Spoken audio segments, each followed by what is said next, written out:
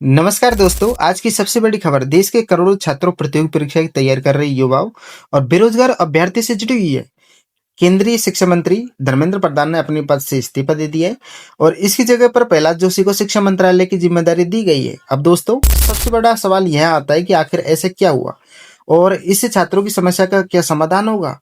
क्या अब paper leak जैसी घटनाओं पर रोक लगेगी? और सबसे महत्वपूर्ण सवाल, क्या बेरोजगार युवाओं को इससे लाभ मिलेगा? अगर धर्मेंद्र प्रधान ने अपनी पद से इस्तीफा दे दिया शिक्षा मंत्रालय के पद से और प्रहलाद जोशी को इसकी जगह पर शिक्षा मंत्रालय की जो शपथ है वो दी गई है, तो क्या इससे बेरोजगार युवाओं को न्याय मिलेगा? तो चलिए दोस्तों, आज इन सभी सवालों के बारे में आपको बताने वाला हूं, तो वीडियो को शुरू से अंत तक वॉच करना। चैनल पर दोस्तों अगर आप पहली बार आए तो हमारे चैनल टेक संतोष ऑफिशियल 2.0 को सब्सक्राइब जरूर कर लेना, जिससे कि दोस्तों जब भी मैं सरकारी योजना से रिलेटेड नई नई वीडियो बनाऊं तो सबसे पहले आपके पास पहुंच सके।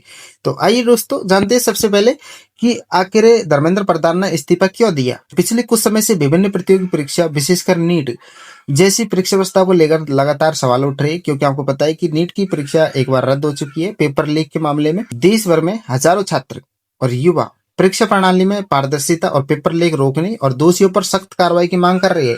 इसलिए वे जंतर मंतर पर धरना पर बैठे हुए हैं।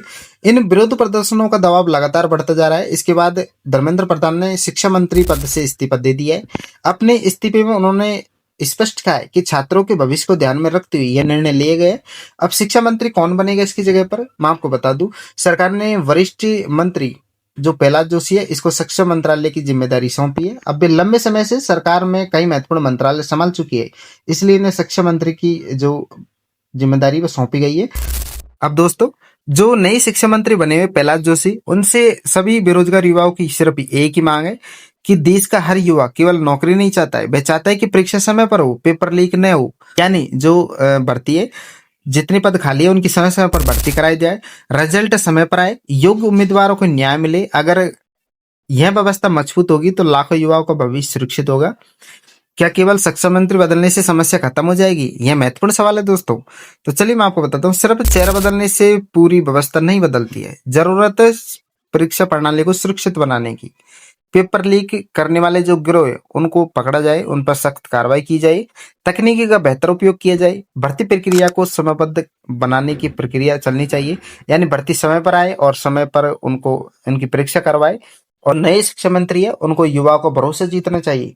नए शिक्षा मंत्री से युवाओं की उम्मीद यह है कि हजारों करोड़ छात्रों की निगाह अब नए शिक्षा मंत्री पर है।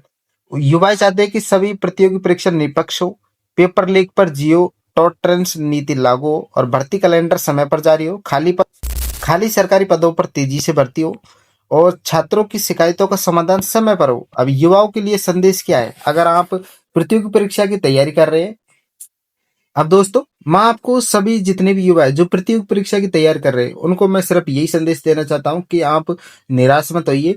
सरकारें बदलती रहती है और मंत्री बदलते हैं, लेकिन आपकी मेहनत कभी बेकार नहीं जाती है। अपनी तैयारी जारी रखें और सही जानकारी पर भरोसा करें। अफवाहों से बचे दोस्तों, अपनी पढ़ाई पर पूरा ध्यान दें और पूरा फोकस लगाए।